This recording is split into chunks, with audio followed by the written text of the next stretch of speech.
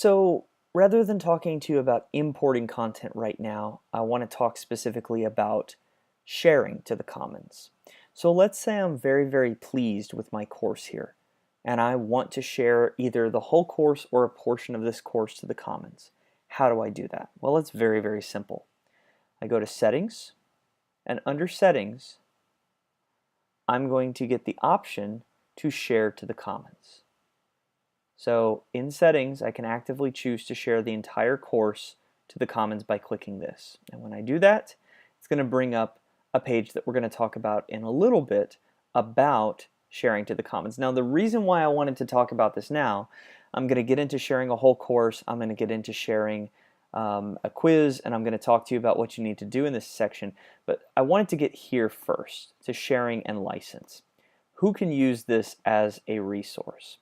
Do I want to share it with all of Collin College, select groups, the public, anybody who has access to Canvas? So this is really important to kind of understand. If you click this one, everybody at the college is going to be able to pull your content from the Commons, which, hey, you might be okay with that. If you choose select groups, you'll notice that right now we only have two groups, the ELC and Sandbox courses. Ideally, in the future, there will be more groups. We will be able to create a biology division, a math and natural science division. Who knows? We'll be able to create a large number of groups, and then you can choose to share it with a certain number of individuals who fall into the category of that group.